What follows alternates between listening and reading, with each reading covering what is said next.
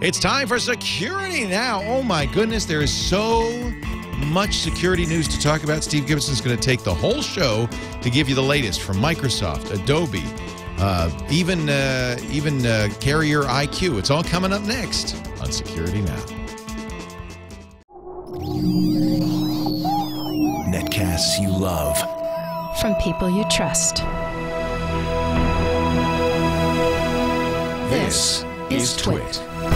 Audio bandwidth for Security Now is provided by the new Winamp for Android, featuring wireless sync and one-click iTunes import. Now with free daily music downloads and full-length CD listening parties. Download it for free at winamp.com/Android. Video bandwidth for Security Now is provided by CacheFly at CacheFly.com.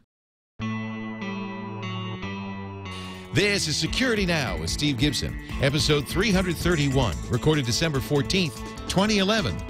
Mega Security News Update.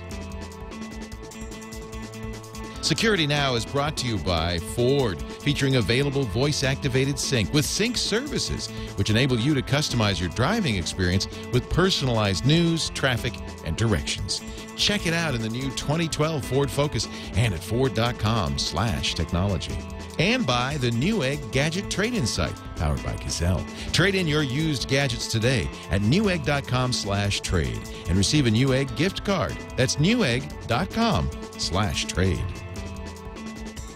It's time for Security Now. Time to cover your security and privacy needs online. And who better than, what do they call you? What does Consumer Reports call you? The Master Security Technician? Apparently mastermind security expert. The mastermind. Someone tweeted that. I knew that we had appeared in Consumer Reports. This is, by the way, is the password haystacks page, which has been just, an amazing amount of value for the amount of time I spent. It demonstrates to me that there's not a linear relationship between how much time I spend on something and what it ends up yielding. Bloggers have known that for years, that you'll do an offhand post that gets millions of hits, and then you'll work days on a post that gets nothing, and it really is not related to how much work you put into it. But in fact, I think, and this is a good example, general interest, and there's a lot of general interest in how to make passwords more secure. But before we say that, hello, Steve Gibson.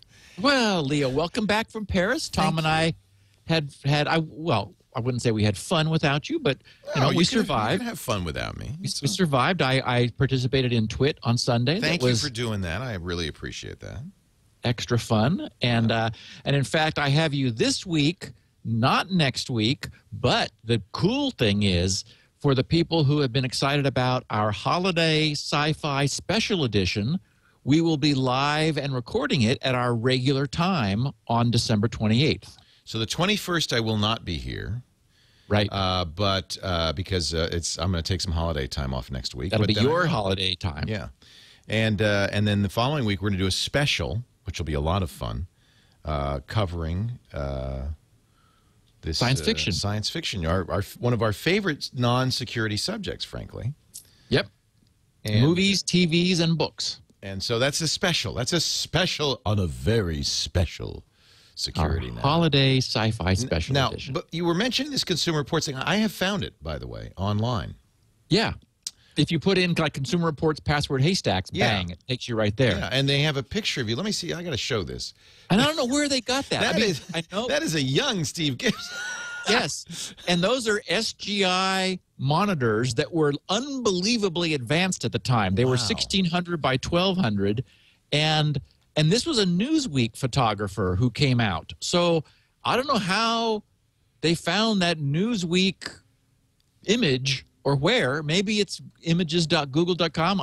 There's a lot of me there. But anyway, it sort of surprised me. It's like, oh, yeah, I remember when that was taken, but I don't know how Consumer Reports got a hold of it. So here are 3 techniques for creating strong passwords and remembering them. Use a sentence, use a passphrase, and then yours, Growing the Haystack, developed by security expert Steve Gibson, president of California-based Gibson Research, with a link. With a link. That's nice. Thank you, Consumer Reports. Growing the Haystack. They must listen to the show. They have quite a good amount of detail in here. Yeah, it's a great report. Now, somebody tweeted that somewhere the word mastermind was used, so I did a quick, Control F for find, and put in master, and it's not on that page. So maybe it's in the print edition, which he said was January 12th was the date in my Twitter stream. So anyway, that's what sort of brought. Yeah, there may be a print edition later on, but that's great. It's nice that you're getting recognized. In fact, you've gotten recognized for that more than anything you've done in the last 10 years. I know. It's been amazing. Yeah. Well done, Steve Gibson. Well done, my friend. Moving on. Yes. Actually, before we move on. Okay. Let's describe this show because it's a little bit of a change here. Just what I was about to say. Oh, good. Is that my plan had been, for those listeners who actually do follow along, this was going to be the week when I would talk about Google's proposed new protocol to replace HTTP called SPDY, short for speedy. Right. And clearly they were trying to keep with the 4-character HTTP, feeling with SPDY. The problem is that, we talked about initiating TCP connections a couple weeks ago to get ready for this discussion because it's necessary to talk about the overhead associated with new TCP connections, where we talked about the way TCP figures out from a packet-based approach how much data it can send. So we talked about throttling then in anticipation of this. The problem is we also need to talk about HTTP, and there was just too much news this week. Well, there is so much stuff for us to talk about, just pure security news, that we're going to, as we have a couple times, only a few times in the last 7.5 years, have we reverted to your original concept for this podcast, which was just some news. Mega security updates. Yeah, we've got updates and news and miscellanea and a great podcast of stuff, but we're not going to be able to get to the SPDY conversation, which I had planned. That gets bumped into the second podcast of 2012. Yeah, because we got questions next week. We've got sci-fi the week after, then questions again. Exactly. Yeah. Well, you're a busy fella. So that's our plan. Tons of stuff to talk about. A carrier IQ will not leave the news, and so you and I are going to enjoy, I'm sure, talking about that. Good. Lots of update stuff and other stuff. So we've just got what I'm calling the Mega Security News Update Podcast 331 today. Before we get to that, if you don't mind, let me talk a little bit about Ford. How about that? Yeah, let's pay some bills. Let's pay some bills. I was just, it's actually timely because I've spent the morning driving around in a Ford Focus, a 2012 Ford Focus, that, brand new car. Last night I was driving the Ford Fiesta, and we've got a new 2012 Mustang, which I don't know where that went. I think Lisa took that home. It was a 2012 convertible Mustang, which we'll never see again. But, no, we've been playing with the Ford Sync and the My Ford Touch and the great stuff in there. And I just, it's fun because, I've been using my 2010 Mustang and Ford Sync for 2 years, and I've talked about it many times and love it. And it's really neat to see the new stuff that they're putting in Ford Sync. For instance, this new 2012 Ford Focus. Now, I've been seeing it on their website, and you can always do this. Go to Ford.com/technology, and they've got lots of information about their state-of-the-art engines, not just gas engines, but hybrids, also electric. But the EcoBoost gas engine is amazing, an amazing engineering achievement. Great power with great fuel reliability or fuel efficiency. I was showing on this car, the Focus, I was showing people the capless fuel filler. I just love that. I just like these little things like that. But really, the Sync and the Sync services are so amazing. Sync services are cool. You could personalize your driving experience. You tell Sync services, for instance, what your commute is, where home is, where work is, and then you could say things like, "What's the traffic ahead?" I got in the car and said, "What's the traffic on the way to San Francisco?" And it'll tell you. But you can also say, "What's the traffic on my way to work?" And it knows where you work and will tell you that. You can get weather, sports, news, stocks, even horoscopes, all personalized. It knows your birthday. The updates are delivered to you via an available in-dash display, or they'll actually, and this I really like, read it to you as you drive. You're never alone when you're in a Ford. You press the button on the steering wheel. Actually, the Focus has a little paddle behind the wheel. Press that paddle, and you say Sync Services, and then it says, what'd you like to know? And you say, well, I'll tell you what I want to know. And it will give you all that information. You can even have the information delivered to your mobile device via an SMS. If you go to Ford.com/sync, they have all of that information there. So if you're a Ford owner, check it out at Ford.com/sync or syncmyride.com. And if you haven't yet had the pleasure of driving one of the new Ford vehicles and taking a look at that Ford Sync and My Ford Touch, do yourself a favor. Drive one. Drive one today at your local Ford dealer. Or visit Ford.com/technology. They got little movies for all the things, all the little doohickeys. And I was backing up. Of course, it's got the backup camera, but now they and mine has this too. They have like how close you are to the car, but it also shows based on how your wheels are turned. There's a line showing how the path of the car is going to be.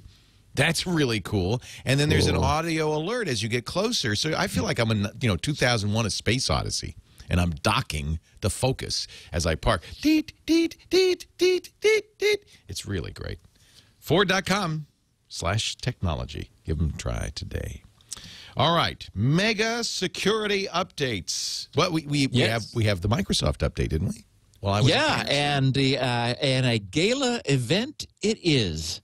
We're a day after the second day after the second Tuesday of December, and we do seem to be maintaining this interesting sort of seesaw pattern of not much one month, a lot the following month, not much, and back and forth and back and forth and so forth. This is one of the big months. They're patching at least 19 different security vulnerabilities in Windows and other Microsoft products. That is, Officer and Publisher are also represented. 3 of these are critical. And the good news is we finally got the long-awaited fix for that TrueType font rendering problem. I had been recommending that because this didn't seem to have many side effects, I did get a couple reports of, I think, some PDF problems. But I was saying, use that Microsoft Quick Fix button because this was being actively exploited by the Dooku Trojan, taking advantage of a glitch unfortunately, in the kernel, giving malware access to whatever they wanted in the kernel because Microsoft had moved the graphics engine, GDI, into the kernel once upon a time for the sake of performance. And, of course, that was a huge mistake from a security standpoint, but that's the way things go. So they fixed that, as well as another critical flaw in ActiveX handling and in Media Player. So 3 critical things are fixed, and then the rest, some 16 other vulnerabilities in Office and Publisher, just sort of, generic, less critical, but important to do anyway. So that's our monthly Microsoft news. I had a bit of a strange event with Java. Brian Krebs, who is, of course, keeping an eye on bad guys a lot, and I hope he's doing well. He was the security guy at the Washington Post, and I guess they canned him. They stopped doing the column, and he's been doing his own on security, blog, and it's great. And I just hope, Brian, I hope you're doing well. Yep, he tweets, and I do keep an eye on his Twitter feed because I get news there. Mm-hmm. And he takes the time to really plow into topics. He seems to enjoy stalking the bad guys, stalking the stalkers, and has apparently, from what he reports, he has personas that he has created out in the really dark underworld hacker community and is able to see what they're talking about. So his insights are unique in the industry and, makes them very valuable. He referred to a new Java update, saying that it was update number 30. And we just finished talking about 29 and that it was important to do that because what 30 was ostensibly fixing was something that was being actively exploited in one of the more popular exploit kits called Black Hole. And of course, as soon as a vulnerability goes into an exploit kit, it's quickly rolled out into the real world because, you know, kiddies who are not able to develop these things themselves use these exploit kits, much as it sounds like, and they sort of wrap their own payload and use the exploits that are bundled into this kit in order to get them installed in machines. So, you know, this is unfortunately a predictable but dangerous consequence. So I did what I had said to our listeners when we were talking about number 29. I went to java.com, clicked on do I have Java installed, although I already knew that I did, and because there are some things that I use Java for. I mentioned GRC has a big number calculator now off of our miscellaneous menu that I use for doing crypto calculations because it'll handle ridiculously large numbers of digits and so forth. But when I went there, it said, oh, yes, you've got the latest number 29. And I thought, okay, well, you know, Brian is really always on the ball here. And he did say, go to the control panel applet. And there is, if you've got, you know, on a Windows system, if you've got Java installed, in the Windows control panel, there'll be a little Java thing. So I went there, fired that up, and it seemed to be happy. But then I manually told it, go look. And it said, oh, we've got number 30 for you. So that's maybe weird. Maybe they just haven't gotten around to notifying their website. I hope they do that because people who are, you know, I mean, their automatic update system isn't functioning automatically at this point, and this is an important thing. So if anyone's got Java, and again, I will remind everyone, you know, don't get it if you don't have it. Because, I mean, if you don't know you need it, it is an actively exploited opportunity. If you have no script involved, you're probably safe because no script will block that unless you give sites permission. So if you're just bouncing around the internet cavalierly, you know, no script is your friend, or not script over on the Google Chrome side. But you do have to go get this on purpose, at least at the time of this podcast recording. Hopefully, maybe somebody from Oracle is listening to this, and they'll go, oops, we forgot to increment our count from 29 to 30. Sometimes with, well, you know this, with updates, they don't roll them out universally all at once because they don't want to kill the servers or whatever. Yeah, that was my thinking too, yes. Yeah.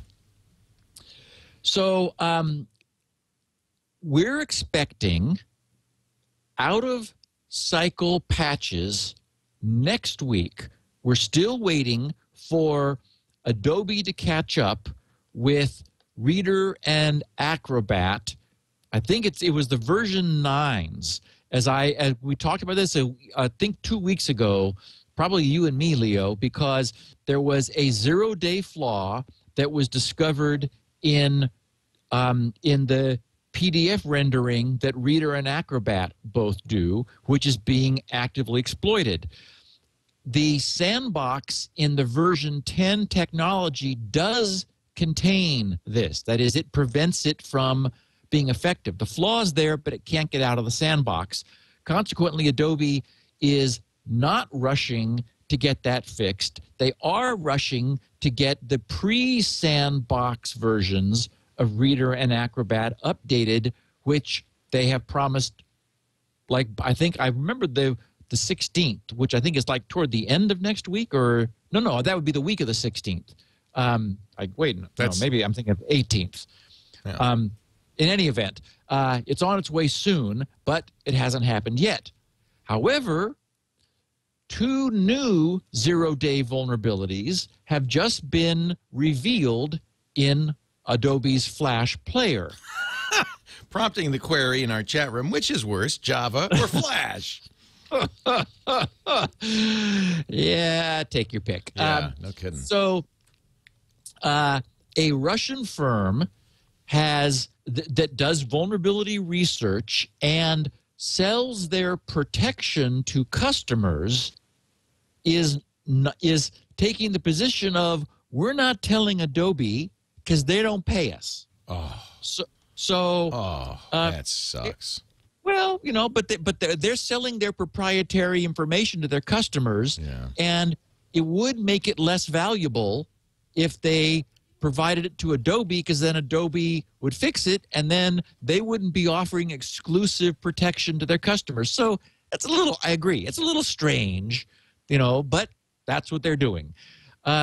They bypass both of these new, undisclosed, but proven and demonstrated in a video that they have, zero-day vulnerabilities, bypass both of Windows anti-exploit features that we've talked about, DEP, which is the data execution prevention, where regions of memory are marked as non-executable, like, for example, the stack, which normally only contains data. You don't typically execute the stack, and so that prevents stack overflow exploits, but not in this case. And ASLR, which is the address space layout randomization, which takes the sort of the inherent modular nature of today's operating systems, where different pieces are contained in separate modules, and address space layout randomization scrambles them all up so that different instances of the operating system are not always in predictable places, and that prevents the bad guys from being able to jump to known code and get their work done by sort of repurposing code in the operating system. If you don't know where it is, you can't jump to it reliably. But these vulnerabilities bypass all of that and work anyway. Oh, and they both escape from IE's sandbox. So the sandbox, so the sandboxing in IE is also ineffective. Now, at the moment, this is Windows only, but they have promised soon to have a Mac OS X version. Good, because we want parity. Because, exactly. That's only fair. Oh, goodness. So nobody knows what these are. The problem is that, as we know, you can often reverse engineer patches in order to figure out what it was that was patched.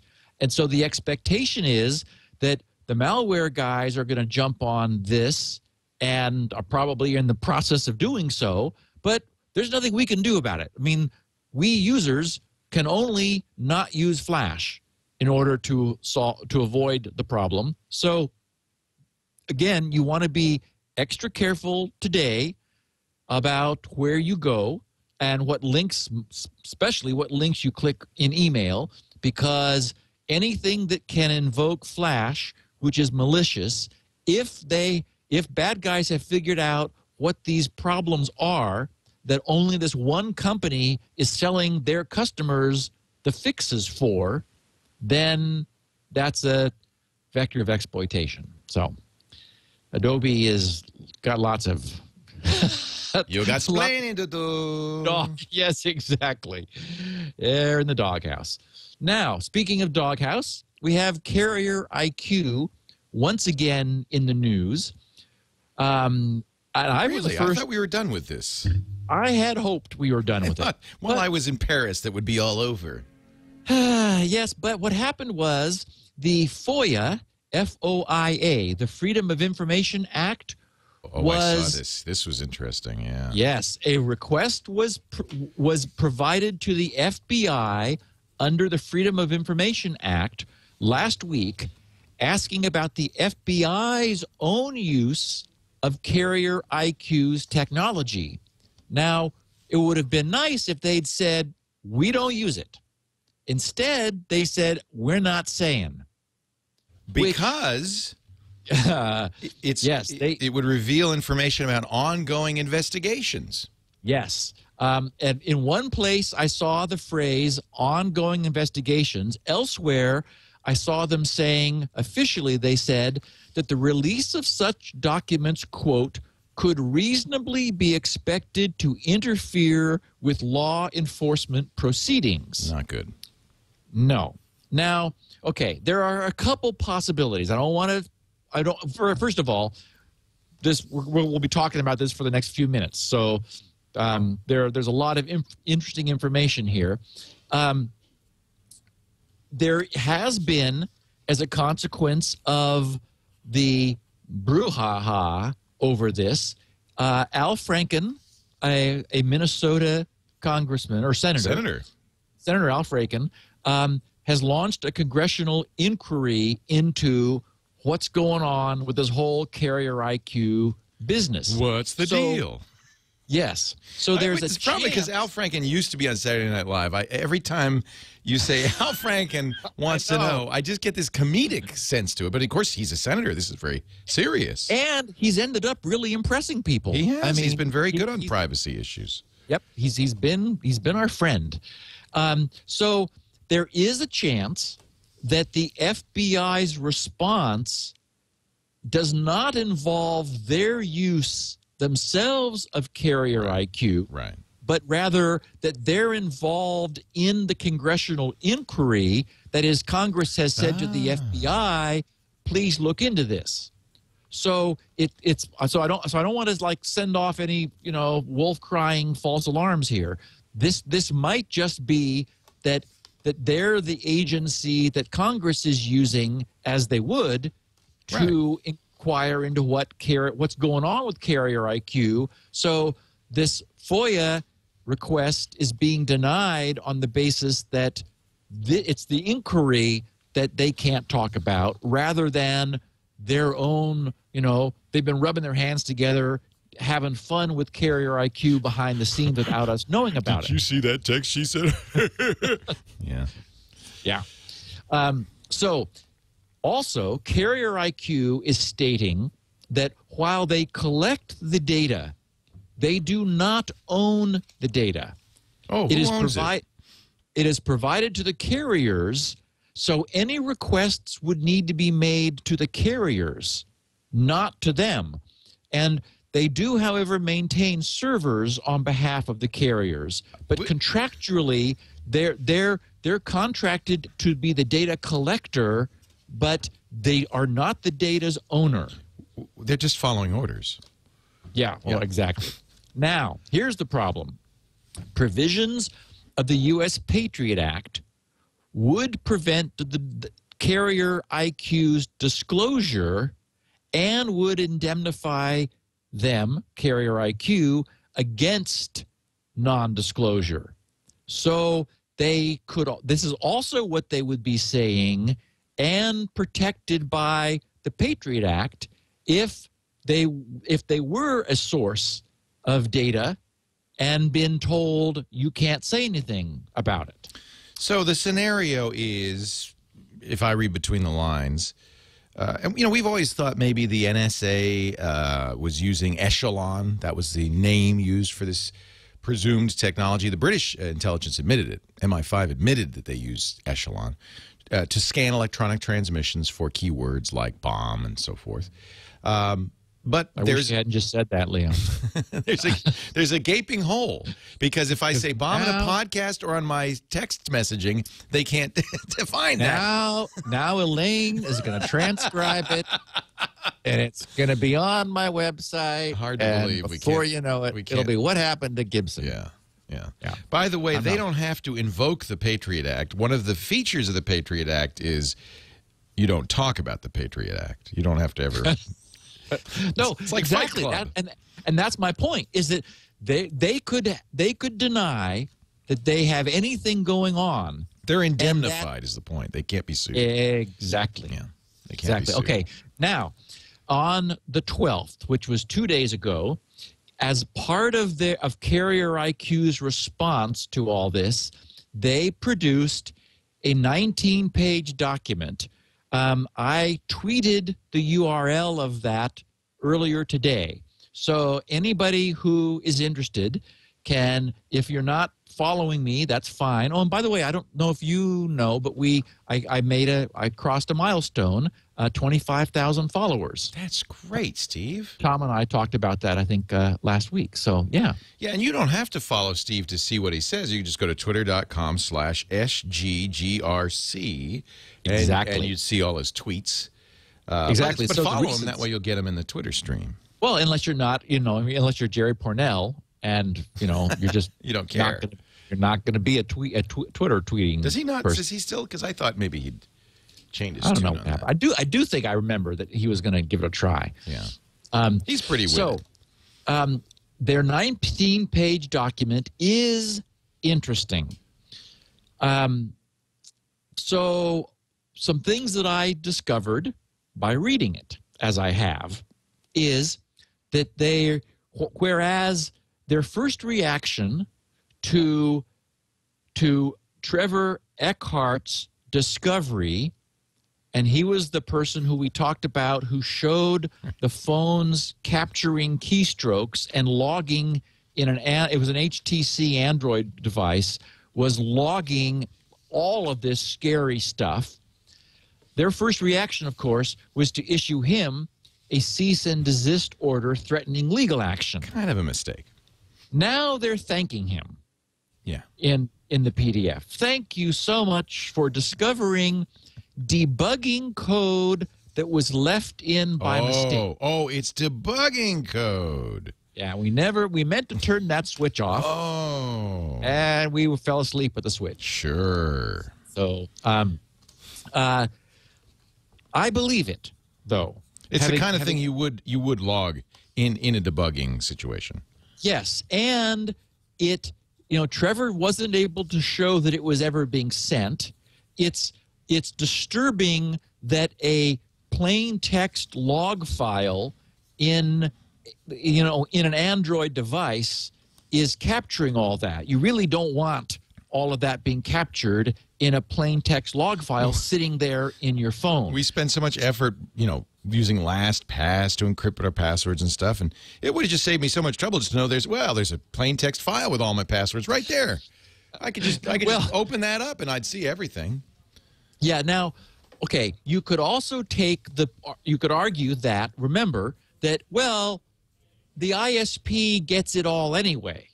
That is, but do they in SSL? No, they don't with SSL. Yeah, you see, you're following me exactly, Leo. That's exactly where I was going with this. Was that yes, SMS messages and unencrypted, and URLs that are for pages we're pulling, they would be able to see those things. But exactly as you say, anytime you're tunneling, they can't see into your tunnel. So they then are only carrying opaque traffic. So if you use a VPN or if you're inside of an SSL encryption, poking around doing things, that's opaque to them unless they're grabbing things before it gets encrypted. And that is what being on the device uniquely allows them to do. Okay, but what they're explaining in this 19-page document with lots of screenshots, and I mean, it's nicely written. I wish it didn't start out, I wish the title of the document was not PR.20111212. Spin.doc. Exactly. Wow. I know. So it's like, okay, do you have to call it public relations? Could we not? How about tech details? Excuses.doc. Oh, goodness. Anyway, so this thing, what we now know from reading this is that there's 3 different ways that this stuff, this carrier IQ thing, can be put on your phone.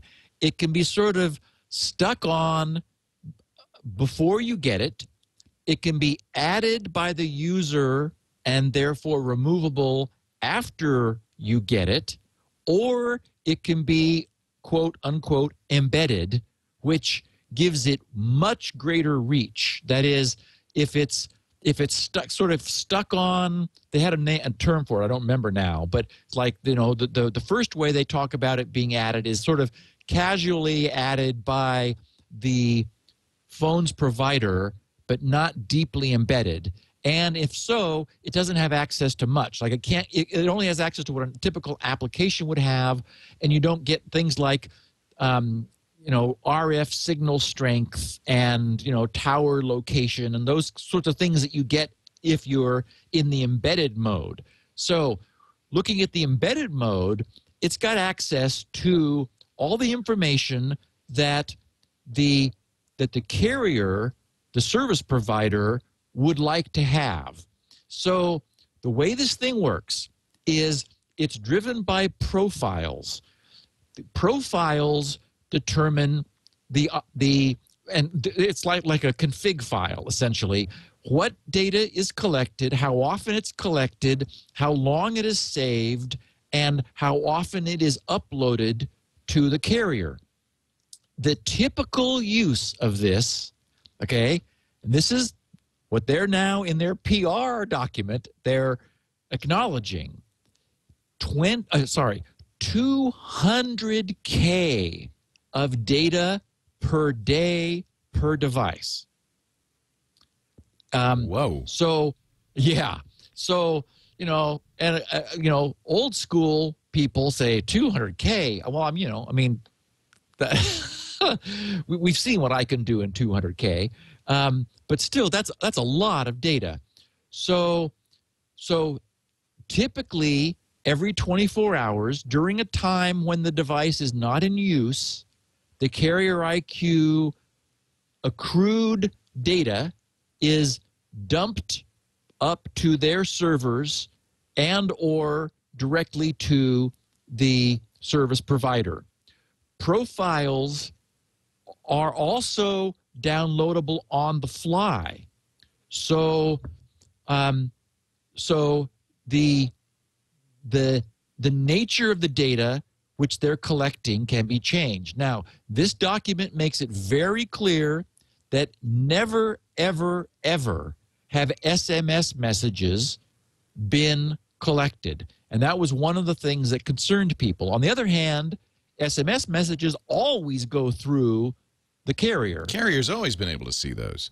And, yes. And I know from a fact that you can subpoena those. So any text messages sent in the clear is stored by the carrier and can be retrieved by the carrier upon request. Right. We've known that. So what they acknowledge they are collecting are all the phone numbers dialed, the URLs visited, and detailed location and time. So if the FBI hasn't already discovered this honeypot of information, they certainly know about it now. Well, but again, all of that information would be also available to the carrier. Maybe not URL. Well, yeah, URLs too. Because they're the ISP as well as the carrier. So they've got text messages, they've got phone numbers. You see the phone numbers on your bill. Well, what we have, what wasn't clear to me, what isn't clear to me is what sort of granularity of location data the carrier is storing. And it's now clear that the Carrier IQ app is providing extremely granular, or can provide extremely granular information. So a scenario, just to walk us through, we don't know this is being done, but using the Patriot Act, the FBI could compel Carrier IQ to download an enhanced spying and tracking profile to any phones of individuals whom they wish more information on, and the Patriot Act allows Carrier IQ to do that. The FBI to essentially crank up the resolution of tracking to maximum, which gives them extremely granular location and positioning and activity information on individuals, which may well be in excess of what the carrier would normally aggregate. Carrier IQ makes the point defensively in this document of saying we don't want SMS messages. We don't want, there is so much data coming and going through these phones that our job has been to condense the information, to distill it to only what the carriers are asking us to capture for them. And I believe that. I mean, if I were an engineer, if someone said, this is how we want the system to work, the first thing you want to do is minimize the bandwidth that you're consuming and storing on these devices. So to me, that makes sense. But it also really does, it really is the case that this technology allows our devices to be tracked. But your point also, Leo, is carriers certainly have that capability themselves. Sure.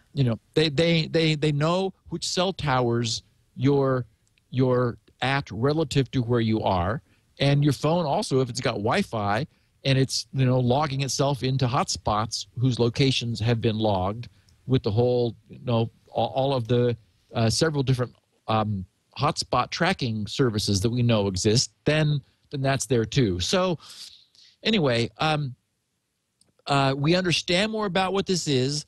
I do believe that Trevor stumbled on debugging code. I mean, it makes sense that that's the case.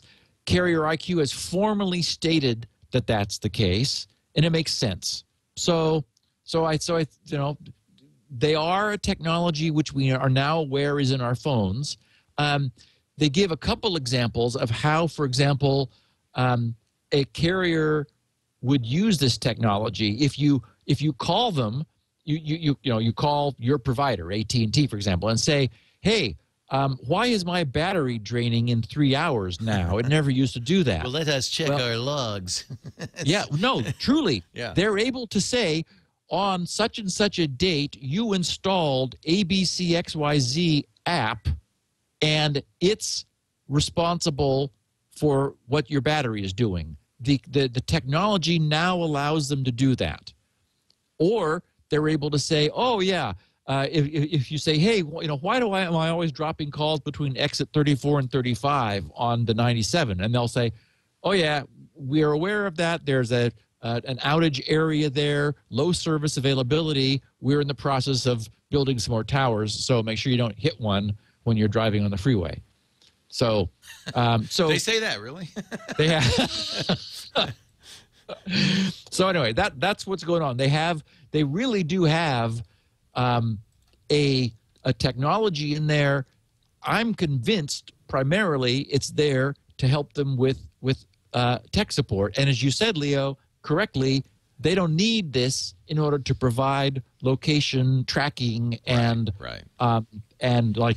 where was so and so at such and such a time. In fact, that's a fairly controversial issue because law enforcement currently doesn't need a search warrant to ask for that information. They could do something called a pen register, and in fact, apparently all the carriers have portals for law enforcement where they pay a couple of dollars and they could find out where anyone was at any given time. Wow. And because that's really what you're carrying around, by the way, is a GPS device. It's always broadcasting back to the carrier where you are. It's tracking. So, if it's on, it's tracking. You ever watch The Bourne Identity? What's the first thing Jason Bourne does when the scared woman gets in the car with him and she's running away from the bad guys? He takes her phone and throws it out the window. Well, guess why? Okay, sorry. Yeah.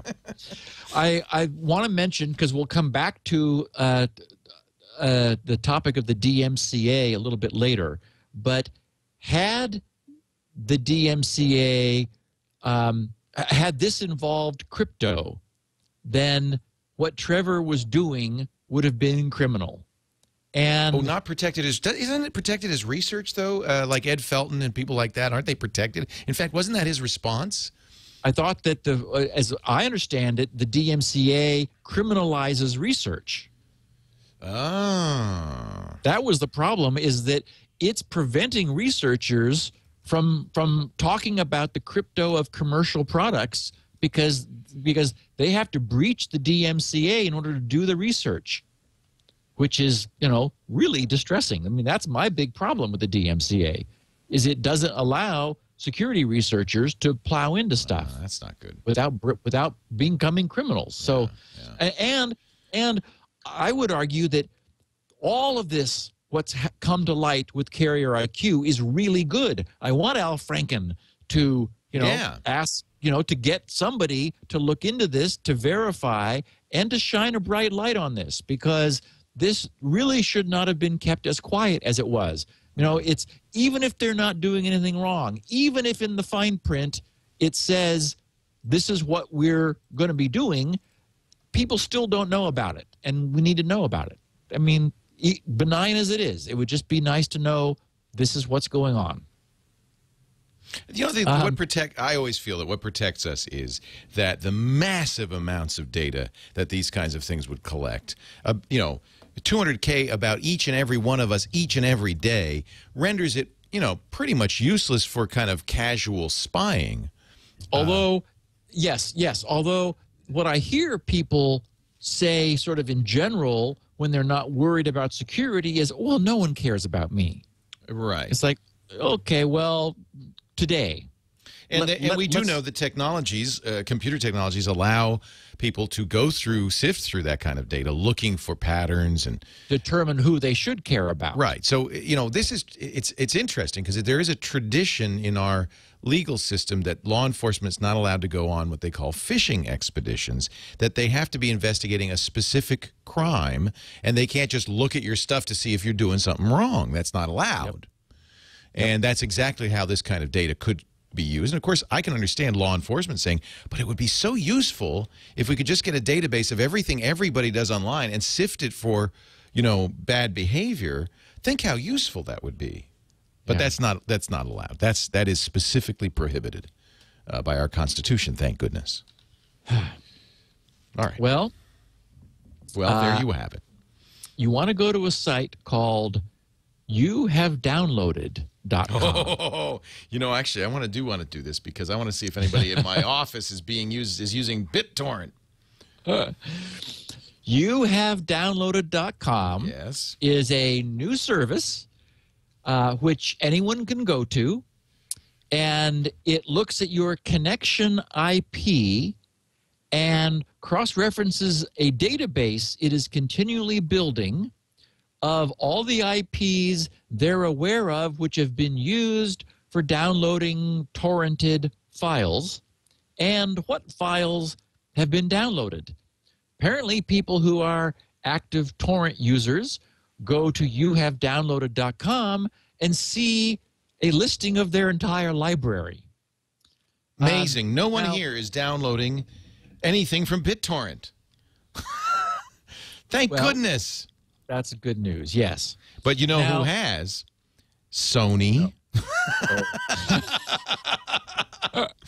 Busted! Yep. Now, one thing I noted is that they're not establishing an SSL connection. They support SSL for their domain, and you can go to https://youhavedownloaded.com. The reason that's significant, for example, is that I had to do that with Shields Up in order to more reliably get the user's IP. Because anybody, for example, with a Cox cable modem, if they use a non-SSL connection, the IP is Cox's IP, not theirs.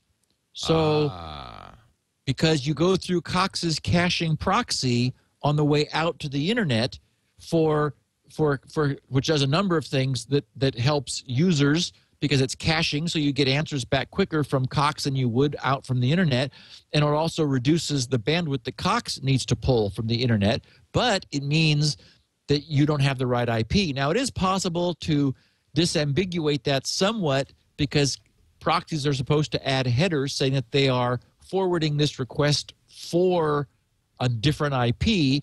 So maybe these guys have done that, and I would hope so. Otherwise, it could be the case that you'd be getting false positives and seeing other people's torrents being attributed to you, which would not be good. Well, they do say this site is just for show, that it's a demonstration and shouldn't be used as incriminating evidence. And it gets a little bit of a wake-up call also. Well, the truth is, though, and I've said this for years, and nobody ever pays attention, but BitTorrent has never been designed to be private.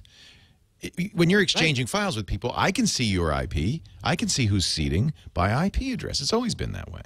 Yep. So they said this means that you are using. Oh, so when I went there, they said we have no records on you, and they said this means you are using a private torrent tracker, or of course you may not be a torrent user at all, as it happens in my case. I'm just not a torrent guy. They said it happens. Please entertain yourself. Feel free to see what other people have downloaded. The search box is on the top. If you have any friends who use torrents, use it to scare them off.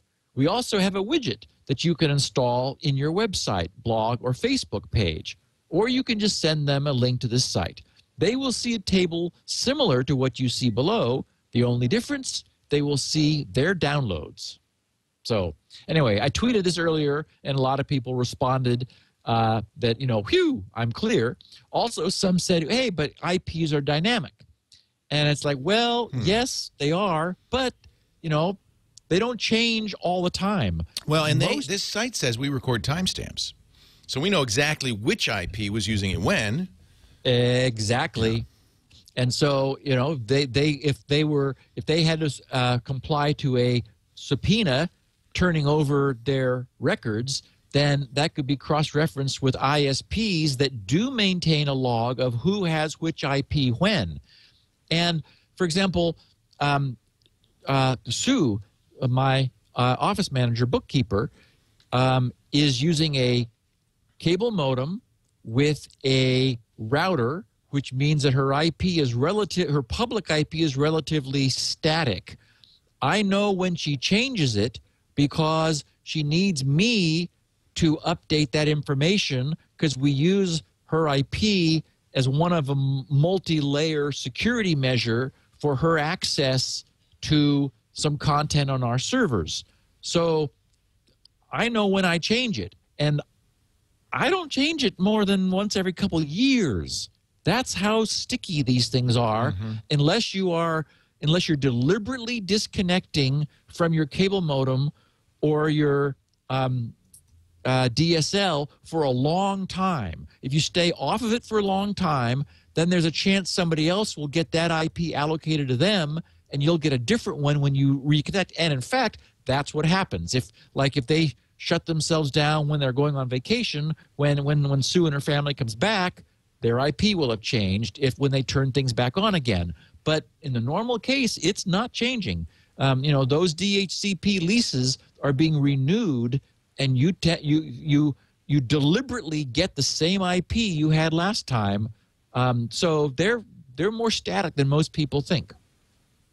So but now somebody in the chat room saying, "Oh, this is a joke. This site's a joke." It's not. Is it a joke? No.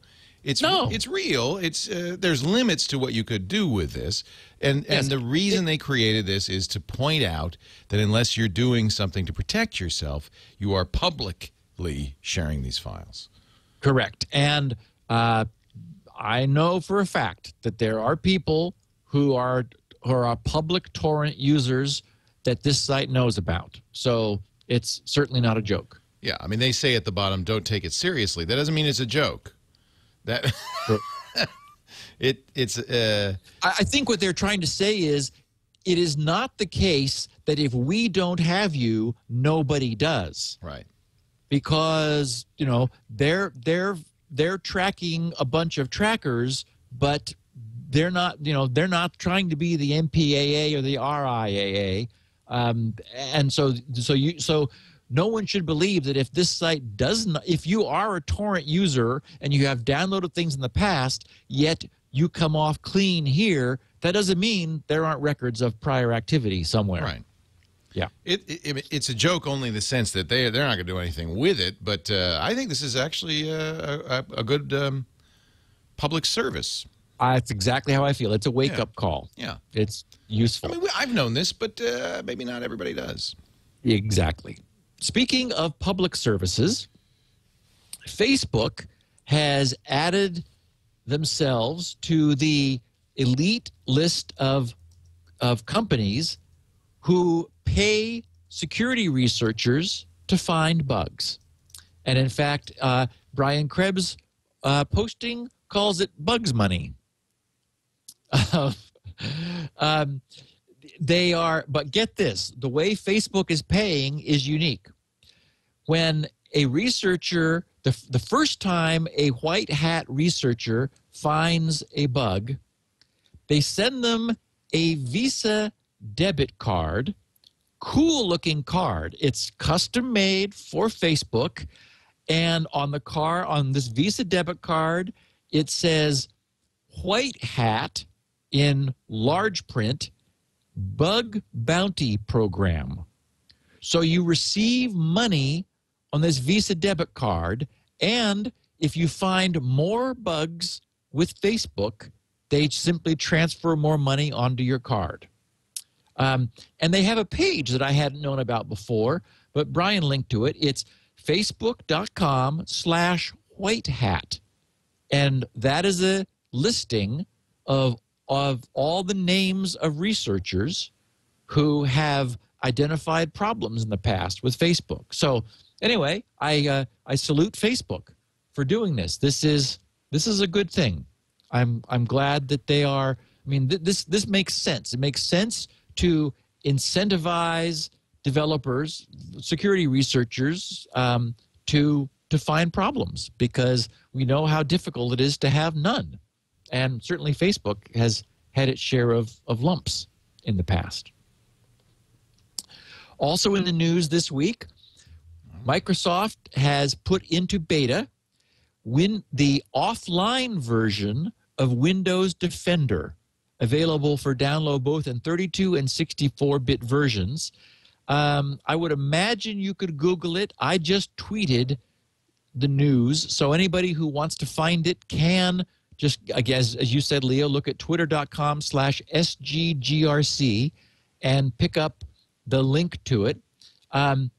This is installable on CD, DVD, or USB, and the advantage is this is probably the way to deal with rootkit style problems. That is, problems where, especially boot sector rootkits, which are compromising Windows before it boots up. So by using a pre-boot CD, which now Microsoft is providing, it's possible to boot the CD or the USB rather than the OS, never letting that boot sector, the OS boot sector, execute, and allow a rootkit then to start subverting the OS before any of the OS-based anti-malware technology has a chance to come online. So, of course, it's free, and you can choose a 32 or 64-bit version depending upon what OS you're running, and so that would, I don't know, wait, OS or chip set? OS, almost certainly. Yeah, it says 32 or 64-bit version of Windows. Yeah, but why? Oh, that's true with all software, often. No, but remember, I know, but this is booting on the chip, not the operating system. Oh. Well, that's the installer then. I don't think they care about the installer. That's exactly right, Leo. Yep. Yeah. I bet you're right. Yep. Although, why not just do it all at 32-bit? I don't know. It would be agnostic to which version of Windows you run. Right. That's my guess. I'm waiting for you. You're better than me. You remembered. I just faded away. We wanted to talk about Newegg. We did. We did. Thank you, Steve, for your perspicacity, your awareness, and your timing. Timing's everything, especially when it comes to these gadgets that we love. There's always a new one. I just got the new Galaxy Nexus phone, for instance. But that means you got to get rid of an old gadget. And that's when I go to Newegg.com/trade. Newegg, everybody knows. I don't have to tell you about Newegg. Newegg is that great place where you can go to buy everything online that you love, all those great computers. They do bare bones systems, camcorders, phones, even things like remote control helicopters and Invicta watches.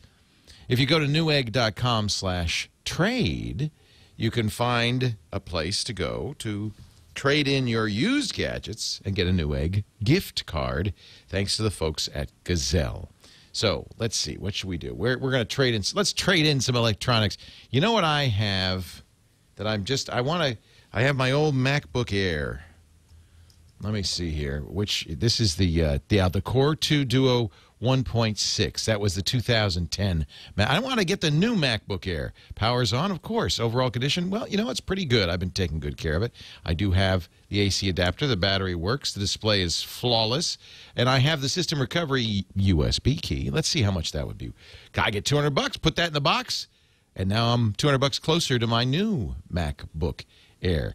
Do it again, do it again, do it again, and, well, there's over 84,000, actually, that's a Newegg. There's over 200,000 categories, 200,000 unique items, 20 categories at Gazelle. iPhones going from $122 to $163. HTC Sensation 4G, $200. Droid Bionic, $290. You get rid of your old Kindle, your old digital camera, and then upgrade at Newegg. Newegg.com/trade. Now, I do love Newegg. If you haven't heard about them, you should check them out. They have over there. That's where you get 84,000 brand new, hottest products out there. All sorts of cool stuff. It's an award-winning website, and you know what I really like, and I think this is so important before I buy anything. They've got reviews from users on the Newegg website, so you can always see before you buy, you know, what people thought of this. And some great deals, too. Look at this. Corsair, 8 gigabytes, DDR3 SD RAM, 8 gigabytes, $75. So trade in that old stuff, Newegg.com/trade, and ring in the new. I wonder if they have a price for a PDP-8. I know. I don't. But, you know, let's check it out. PDPs. Let's see if they have any. Maybe they have an older. No, they don't have any PDPs. No, there's a cymbal stand called. They have musical instruments, but not the PDP-8. No, you'd have to go on eBay, I think, to get that. Oh, believe me, that's where I go. Newegg.com/trade. We thank them for their support of Security Now. Cool. Moving. Thank you for remembering. I'm sorry. Continue on, problem. My friend. So, SANS Institute newsletter contained a little blurb that I had not seen anywhere else, but I was glad for it. And this is the news that Lamar Smith, who's a Texas U.S. representative, has introduced some changes to the oh-so-controversial Stop Online Piracy Act, SOPA, which attempt in this case to temper the proposed legislation's reach, which could only be good. SANS wrote that originally SOPA allowed rights holders to have payment processors cease doing business with suspect websites without a judge's approval. Now, that was very worrisome, meaning that... No due process is what that means. That's terrible. Precisely. And it cuts off your revenue flow, you know. So it's like, okay, payment processors are just going to stop accepting credit processing, you know, from your site. It's like, oh, crap. Now, however, before a site can be taken down, the rights holders must obtain an order from a judge. Now meaning pursuant to this revised legislation, if it happened, the rights holders must obtain an order from a judge. Wait, no. I'm sorry, I got this wrong. So the original legislation was proposing that with no judge's involvement, a alleged aggrieved. It was the Chanel. Was it the Chanel handbag story? Yeah, that somebody who believed their rights were being violated could have payment processors cease doing business. Oh, okay. And it says now, before a site can be taken down, the rights holders must obtain an order from a judge to get payment processors to sever business dealings with the suspect sites, which is the way it ought to be. Yes. Now, what I don't understand is it says the legislation will not apply to sites that end with .com, .net, and .org. Oh, you mean the internet? Oh, no, it doesn't apply to that. It says only foreign websites will be subject to SOPA's provisions. So So that also sounds good. If I read this correctly, the other change is that .com, .net, and .org are being excluded from SOPA. I don't think that, well, those are the changes. You know why? I get it. They're going after these pirate sites is what they're trying to do. The .cn or, you know, those French and not the... Careful there, Leo. You spent the last couple of weeks over there. I just might point out the piratebay.org. Yeah, good point. I mean, anybody can be a .org.com, right? The .net. You don't. There's no like. Well, you have to be. You know, you have to license it. No, anybody. So this is stupid. If that's really what they want to do, that's good. That completely, you know, defangs SOPA. It. Yeah. Yeah. It says just showing again their complete ignorance of everything that we hold sacred. Yeah. It says remaining untouched are provisions that allow the DOJ, that are the U.S. Department of Justice, to demand that internet service providers block customers from visiting these sites. Oh, those are the ICE takedowns, right? Right. The bill no longer requires ISPs to alter DNS, but they may still choose to do so to comply with blocking orders. Look, the whole thing's just a bad idea. I was going to say the whole thing seems now it's gotten, you know, Byzantine. Yeah. It's so dumb. Bizarrely complex. Dumb. Okay, now news on my front. I have switched, as I said I was going to at the end of the year. Yes. From VeriSign to DigiCert. Good man, I guess. I had my GRC. I had 3 certificates. I had grc.com, www.grc.com, and www.grctech.com. I used that in order to deliberately create a third party for my third-party cookie system. Well, you have to cook cookies or they're raw. That's not good. That third-party cooking you got to watch out. So I could not be happier. It was a perfect, painless switch, and I'm super pleased with DigiCert. I have what I always wanted, Leo, not just a change, but I am now EV. I am GRC is extended validation. Oh, excellent. And what is very cool is that I got the EV cert for just the root domain, grc.com, and www was included. So whereas VeriSign/Symantec, actually it is now Symantec, but they're still using the VeriSign, I think they're still using the VeriSign domain, whereas they would have charged me $1,500 for each. I paid something like $500 for both, and I still have 2 more slots available, meaning that if I wanted mail.grc.com or 2 other somethings.grc.com, I can myself, just using the web panel, because grc.com has been verified, I have up to 3 different subdomains, one of which is www, but I've got 2 others that I can allocate anytime I want to. And they allow this to be installed on multiple servers, which, for example, VeriSign doesn't. And I can even use different private and public keys. So I can have a different server generate a CSR, a certificate signing request.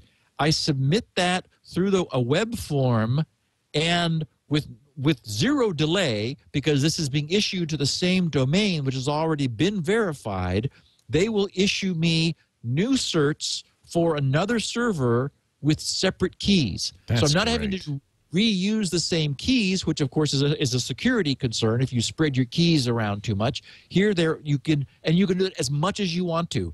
Anyway, I am completely bullish, but something bad happened. Oh dear. We installed the certs. I installed the certs on Friday, and we took a hit in revenue. We had the Spinrite sales collapsed. Oh dear! With the lowest revenue we've ever had on Sunday. What the heck? Well, so I was checking the server, and nobody was buying Spinrite all of a sudden. But we weren't rejecting sales. There just weren't any.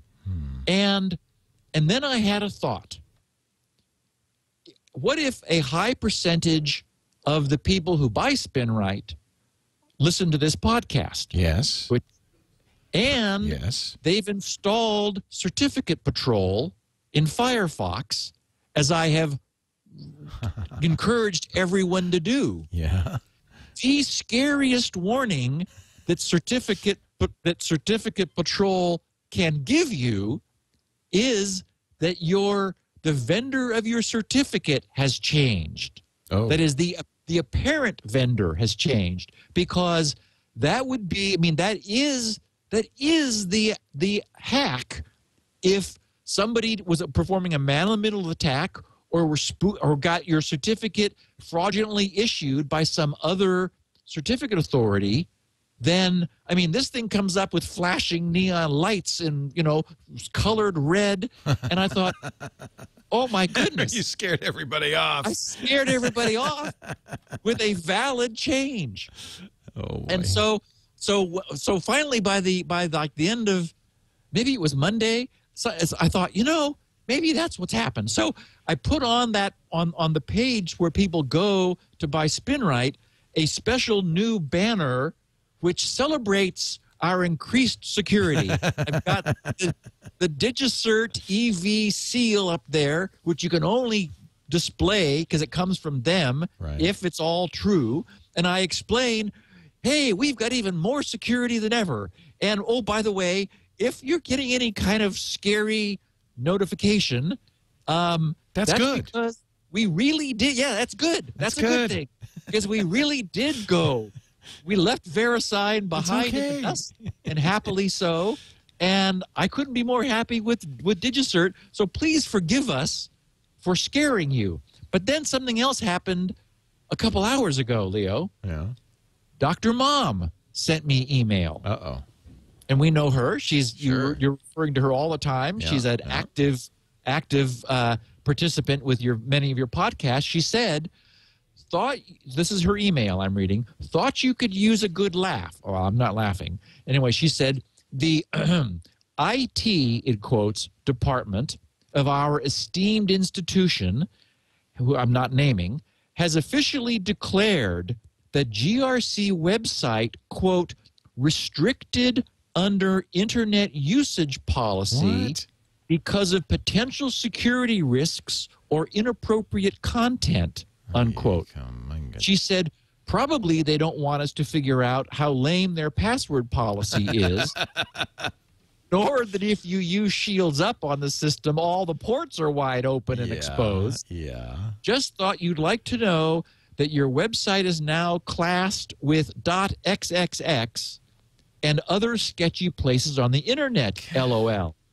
That's frustrating. What I'm thinking, Leo, is that we may have upset some carrier, who knows, some provider of border equipment that Dr. Mom's organization may be using, and I don't mean to mention Astaro. I don't mean Astaro, but kind of... Yeah, or a Maps or Orbs site, those kinds of things, yeah. Something somewhere may have noticed that our SSL certificate provider changed, and we're now subject to a false positive security alert, which Dr. Mom's organization subscribes to, or her networking equipment, our IT department subscribes to, which is causing them to blacklist us. And that may be what's happened.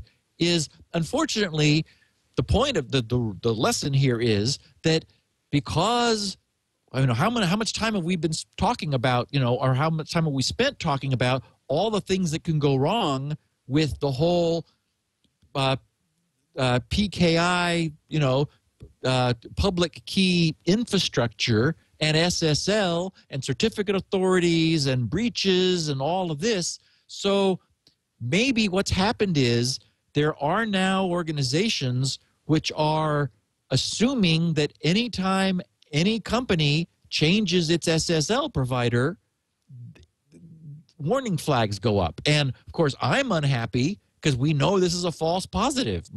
We're more secure than we were before, and I could not be more happy that I made the change. But, you know, I'll bet you. Anyway, I wrote back to Dr. Mom under her real name and said,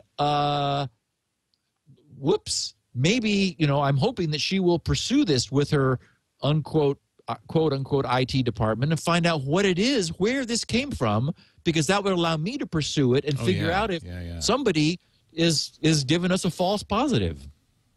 So anyway, really interesting. I don't want in any way to put anybody off of switching to DigiCert.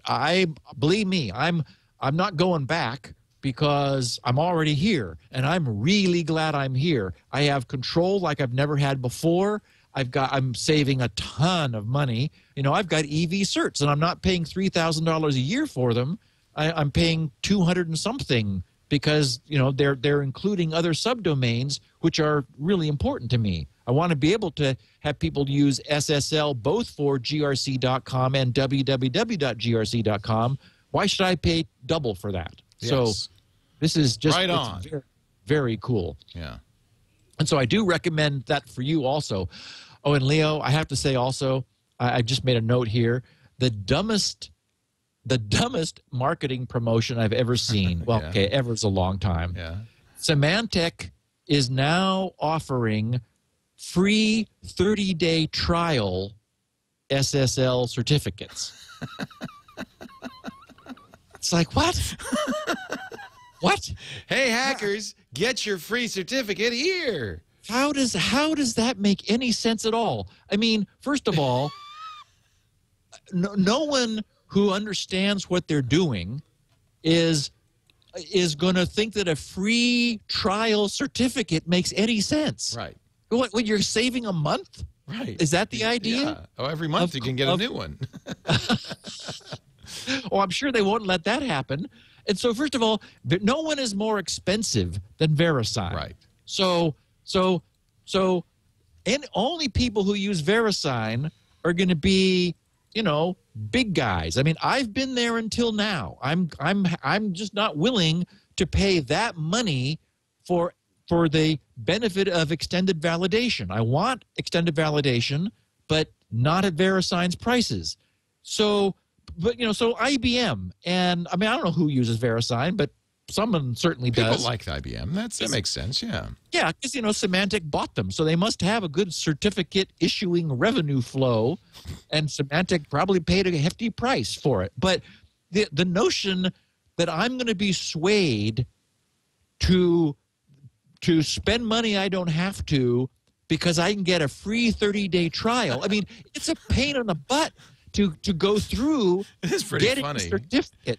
You know, you got to convince your server to give you a certificate signing request. You go through all of this, people standing by the phones when they call you to make sure that you're there, and email loops and everything, and they check your Whois and your Dun and Bradstreet, and I mean, it takes something to do this. Yeah. And so it's like, oh yeah, gee, I mean, clearly you're not going to abandon that after 30 days, so maybe they think they're going to hook you this way. But anybody who used VeriSign would shop around a little bit, and wow, I don't know.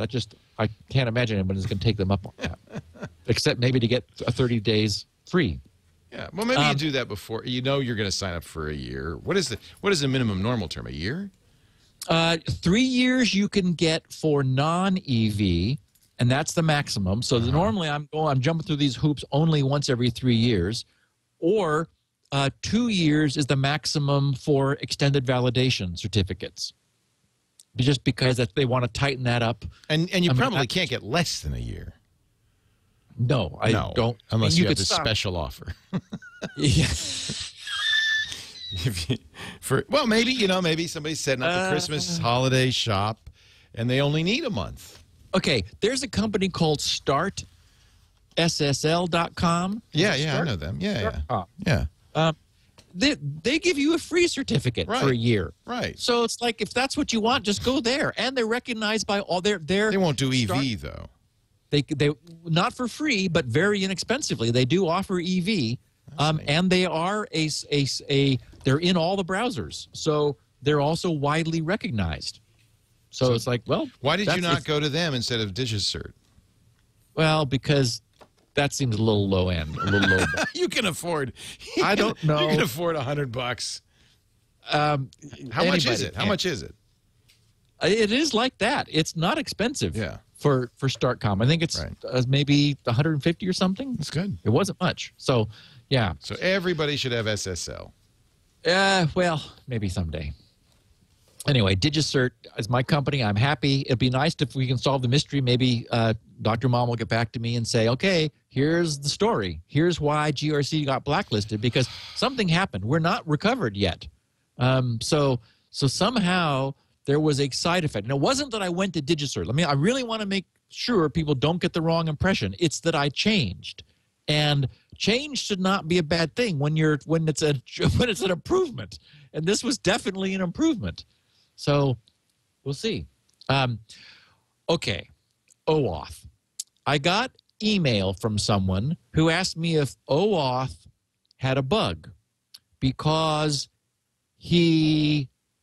let me think what this was. He went to a site where he wanted to authenticate himself with Twitter, and if this was a bad site that he went to, and his profile changed, and and they began sending out tweets on their behalf. So he got hacked. He said, well, no, he actually didn't. And he said, doesn't this mean that open authentication is broken or buggy or something? And I said, no, it means that Twitter gave the requester rights to change your profile, believe it or not, which boggled my mind. Well, here's how I would guess the scenario went. He thought it was OAuth. It looked like OAuth. Maybe they made a page that looked, because with OAuth you're going back to Twitter, that looked just like Twitter. But instead it was a fake site that wasn't Twitter, and he gave them his credentials, thinking he was logging into Twitter. So there's a potential hole in OAuth. So I go to a site, right, and it's pretending to be OAuth. Well, how does OAuth work? When you go to the site, it says, okay, we're going to log, you got to go to Twitter to log in, and they'll send us a token back. So what if I'm a bad guy? I'll say the same thing. I'm going to send you to Twitter now so we can OAuth you, but instead of actually sending you Twitter, I send you to hacker. Twitter.ru. Yeah. And I make a page, looks just like a Twitter OAuth login, and you give it your login and your password. You say okay, and it pretends it's sending a token back to the hacker. But meanwhile, they've got your credentials. There was no OAuth transaction. I suspect that's what happened.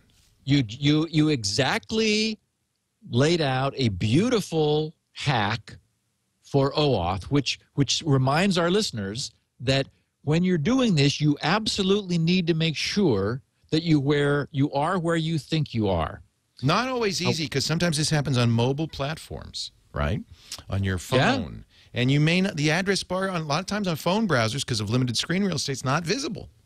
Oh, in fact, I find myself doing that with Safari. I was somewhere just the other day, I wanted to make sure that because I was at Starbucks, and I wanted to make sure that what I was doing was in an SSL tunnel. And I had to look all over the place, and finally I found a little padlock, on the tab. And it's like, oh, there it is. Okay. People are fairly easy to fool, except that. Not our listeners, but. Except that this was not the scenario that actually occurred. But I'm glad you went through that, because you're absolutely right to remind our listeners this is a problem. I was logging into Bitly the other day, and I had not been for a long time. Was that it? Oh, no. I created I know what it was. I created a new Twitter account that I am going to get around to telling everyone about. It's called SG Reads, is a new stream from me. Ooh, I like this. Is this twitter.com/SGReads? Yes. I love that. And because for some time I've been running across things in the morning during my morning time at Starbucks. I end up finding good stuff sometimes, and just on whatever topic it happens to be. And I thought, I ought to create a stream of those. So people don't have to get them if they don't want them. But if they're interested in reading things that I think they might be, that sort of generic people would be interested in, there's a way to get that. So that is, by the way, you're getting very close to being a blogger. Because that's really what a blog originally was. Om Malik, who's gone back to doing that. Every weekend he does a "Here's what Om is reading" blog post. And that's exactly kind of what the original idea was for blogging. So, Steve, you're reinventing the internet step by step. Well, so what happened was I went to Bitly and I wanted to tell it about this new account. So it can keep stats, of course, yeah. Yes, so that I could use link shortening for like long URLs with this SG Reads account. And so it needed me to authenticate that I own that account with Twitter. Right. So Bitly used OAuth and took me to Twitter. Okay. Here are the rights that Bitly was given.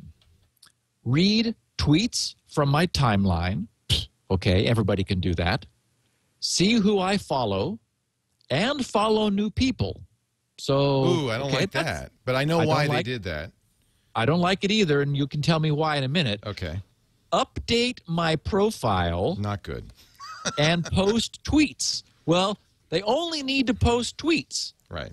As far as I can tell, the only thing Bitly needs to do is post tweets. Now it says Bitly will not be able to access my direct messages or see my Twitter password. Well, that's the whole reason we're doing this. So the reason I think it was allowing you were giving permission to follow is this happens all the time on a site. It says as part of this, and would you like to follow Bitly? And you say yes, and then they can do that one thing. But I think that's not that for that one purpose to do that is not okay. And update my profile. That one I don't get at all. I don't want Bitly changing my profile. I can't think of any reason why they would want to. So here's the problem we have. Okay, now these are rights that Bitly asked Twitter to grant, and it's what would be nice. And frankly, I'm ashamed I don't know the OAuth protocol off the top of my head to know whether it's possible for Twitter to downgrade the rights it returns. I don't remember now the way the protocol works, but it would be nice if Twitter said, well, it would be nice if Bitly only asked for what it really needs. And I think it's asking for more than it needs through OAuth. Clearly, this is what happened to the other guy, assuming that he didn't fall for the first hack that you outlined, Leo. What happened to that guy was, the same thing here. That site asked for everything. Twitter said, we're going to give him everything, okay? And he said, yeah, okay. This is a problem. This is a problem on Android, too. It's kind of permissions fatigue because all of these places, Android does this, too. It gives you a long list. This is why I like Apple's approach, the way Apple's going to do this. But that gives you a long list of things that the app wants permission to do. And, nobody reads that. They go, yeah. Although, the Apple guys are going to go through and audit those rights and say, wait a minute, why do you need clipboard access? Exactly. You're not doing anything with a clipboard. Yeah. Yep. I think that's Apple's approach and is the sensible approach, but not everybody can do that. Yeah. So what I would say to people is when, and here's the problem is, as a user, I have no control. Bitly is saying it wants these things. Twitter, when I bounce over to Twitter's site to give permission, they're being enumerated, but I have no way to say no on this and no on that and no on that, at least in this particular Twitter case. And again, I don't know whether the protocol allows that or not. So I can either say yes or no. Either I have no access that way or I do. And Bitly isn't allowing me to authenticate otherwise. So I don't know. It's we need more granularity of control, at least in this particular authentication loop. Finally, we're nearing the end here and approaching an hour and a half of podcast. So I was right that we would not have time to get to any other content. I got a kick out of the fact that RIM has updated their playbook to thwart the jailbreaking that No. Dingleberry was doing. Dingleberry? Dingleberry for the BlackBerry, yeah. A Dingleberry for the Playbook. It was exploiting a flaw to allow jailbreaking, giving users root access and allowing them, among other things, access to the Android market. Come on, nobody's buying that piece of crap anyway. Might as well let them hack it. So you'll sell more, RIM. That's really true. RIM updates the playbook to close the flaw and prevent Dingleberry's access. E. Kardashinsky in our chat room says, that one guy who bought a playbook can't jailbreak it now? Come on.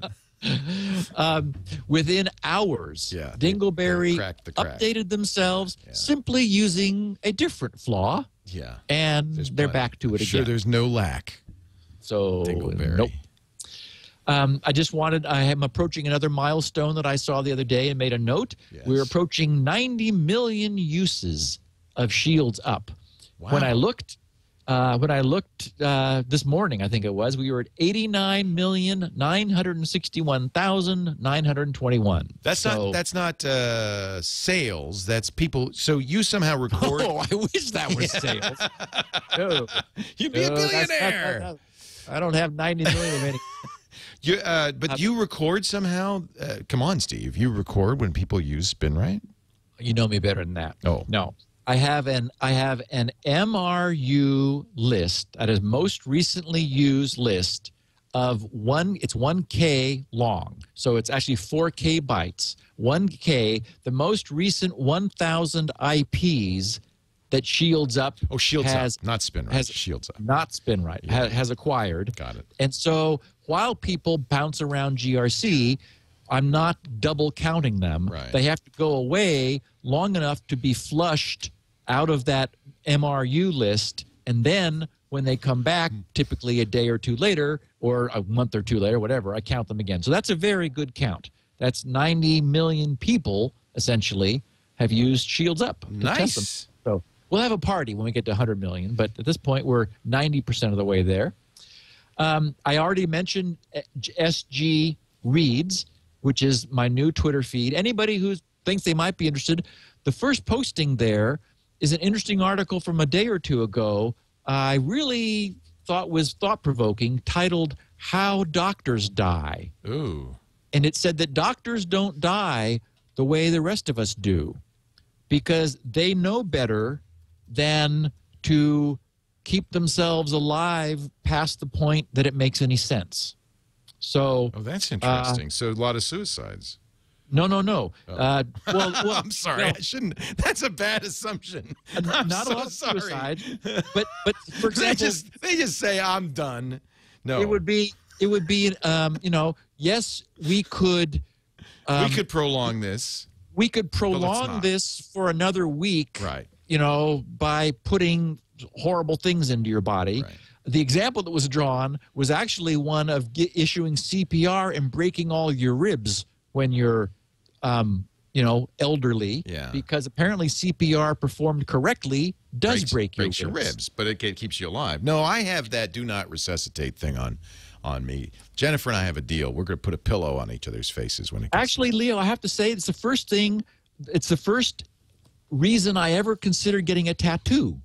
Oh, good idea. Just right on the front of your forehead. Do not resuscitate. Well, I wasn't going to go for my forehead. Well, what? Your butt? I mean, where do they? You got to be somewhere they're going to look. Maybe on my chest. Right there. Do not. Right where they would. Yeah. It turns out it would be either DNR, right, you would tattoo, or apparently a lot of doctors actually wear bracelets that say no code. And no code is what the... code blue, code red. Exactly. Yeah. Which is to say, if I'm dead, leave me there rather than, bring me back. But is that legally binding if you just put... By the way, Dr. Mom says, and again, Dr. Mom, who is apparently now the most cited person ever in the history of Twit, says, because she's a physician, says put it in your armpit. She doesn't explain. Okay, I guess you got to stay shaven then too in order. But here's the, or you're in her. But here's the question: does that have the force of legality? I mean, it's a DNR. I mean, Good question. Aren't they going to ask your next of kin? Don't know. Yeah, I might do that. I think that's good. No extreme measures or no code. It's not that. Do not resuscitate. Look, if I passed out on the sidewalk, it's okay to give me the kiss of life, especially if you're a beautiful young woman. And what's a few broken ribs between friends? Right, but no extreme measures. Yeah. Yeah. Anyway, it's an interesting article. I commend our listeners to it if they're interested. When I find things from time to time, again, it won't be a high volume feed. None of mine are, but SG Reads is where I will put them. And I wanted to mention that iBook recently got updated to version 1.5 with 2 very welcome improvements. Yeah. You get to it with the font button on the UI. One is full screen that removes that ridiculous book binding border. Oh, thank God. I know. It's like, okay, that's a little too cutesy by half, Apple. Thank you anyway. And also there's a nighttime mode that inverts the screen so it's very gentle white text on a black background and is much easier on your eyes if you're reading in a low light situation. It's not nearly as glary. And in fact, back when I was reading on my Palm Pilot, I used the invert the screen feature of an old reader back in the day and really enjoyed reading that way. And I thought I would close with a nice mention of Spinrite, which we haven't sold any of recently. What? No, because we've seen. Oh, yeah, that's right. You had a slow weekend. That's right. No yabba dabba doos because of the SSL. Yeah, Fred Flintstone is lonely. But someone whose initials are PPS said, I've been a Spinrite customer since version 5. I've been using it occasionally, but have had no real problems with my hard drives. I was glad to have the product, but until last night, I couldn't actually say it worked, as I had not encountered any drive problems. Well, of course, that's one of the benefits of using it occasionally, is it'll prevent you from having drive problems, which is absolutely true. He said, I have recommended the product to others based on my satisfaction with your freeware tools, assuming that your commercial product was good too. That has now changed. For the past week meaning that, well, here we go. Okay, yeah. For the past week or two, I've been noticing that when starting Windows, it would almost boot up, but would not display the list of users to select. Sometimes I would see the users, but would be unable to mouse over to them to enter the password. It got to the point that I would sometimes have to boot 3 or 4 times to get a good boot. I was thinking a Windows reinstall was going to be required. Knowing how long that would take just to do the install, let alone to reinstall my favorite applications, I thought I'd run Spinrite, just in case the problem was not corrupted files, but rather an inability to read the data. I ran Spinrite on my boot and C partitions overnight. Since then, I have had no further reboot issues at all. I can now recommend the program to others with the full knowledge that it really does work, and it saved me many hours of tedious Windows install blues. Good job, PPS. I take it that drive did not have DNR written on it. Could that ever? No, that wouldn't happen. No. Do not resuscitate this drive. No extreme measures. Spinrite is code blue for hard drives. Exactly. And anybody who's inclined to purchase it, don't be put off by the fact that you may get a warning from Certificate Patrol. That's a good thing. That's in this case, we have more security than we ever have before. It's spin.pdf. So I've been busy during this show, and I hope you don't mind. Every once in a while I do some things, and we got our stack of Christmas cards, and we're sending them out, and I've been signing them as we've been talking, paying attention. It's like knitting. No, I appreciate that, Lee. You'll get one. But I just thought it'd be kind of fun because this is this year's Christmas card. Happy holidays from the Twit Brick House, and inside we have all the people who are on the front. There's 19 people on the front. I just thought I asked Frederica, and she had last year's. And we went from, let's see, that's 1, 2, 3, 4, 5, 6, 7, 8, 9, 10, 11, 12, 13. So we added 6 people, almost a 50% growth this year, which is all right because we had a 40% growth in revenue. So that kind of works out. And most of these people are still here, I think. Becky's moved. Is kind of, she's emeritus, but she'll be back. Anyway, I think that was kind of fun to see. This is in front of the old cottage. That's last year's card, and this year's card is in the new Brick House Studios. Very nice. Yes, very festive. You'll get one of those. Cool. So, Steve, next week, Tom Merritt will be back because I'll be on vacation. Then I'm coming back for a very special Security Now on the 27th. It will come in your Christmas package, your downloads. Steve's sci-fi episode where we don't talk security, we just talk reading. Unless something really horrible happens. You know it will. Yeah. So, I mean, maybe we'll do security, but the show's intent, our content, this is the special holiday science fiction episode. You know what I should get? I should get a short, very, very short sci-fi story we could read out loud or something. That'd be kind of fun. 'Twas the night before. Actually, Alpha Leo, we're Centauri. going to have so much to talk about. Oh, okay. We're going to have so much to talk about. I don't think we're going to need any more. So, and I did suggest, somebody saying in the chat room, you should get Tom on for that. Replicant says you should get Tom on that. Of course, Tom and Veronica Belmont do a sci-fi podcast called Sword and Laser. We'll see, but okay. If it's hard sci-fi, I'm all for it. But not no, any they do unicorns. fantasy. Yeah, they do. Yeah, unicorns. see, that's not science fiction. I don't know why people put those together, but unicorns have no place. I'm kind of with you on that. No fantasy for me. I want phasers. I want teleportation. I want light speed. I want warp cores. Flying I want cars. Yeah, you betcha.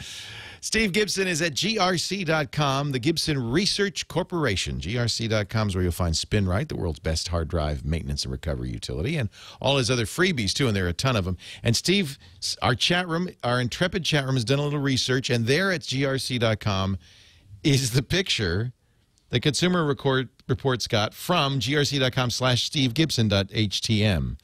It's your my own picture. Yeah, and I got to update that, I guess. Associated Press photo by Krista Niles, April 12th, 2002.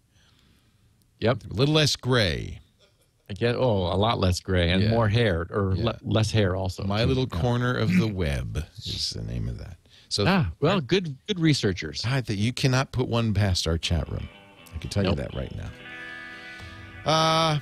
Have a great holiday. I'll see you December 27th. We're done. Thanks, that's Steve. right. I'm not going to see you next week. So in 2 weeks, you'll be back for the sci-fi show. Yes. Merry Christmas. Perfect. Thanks, my friend. Thanks, Steve. We'll see you next time on Security Now. Bye. Bye. Security Now.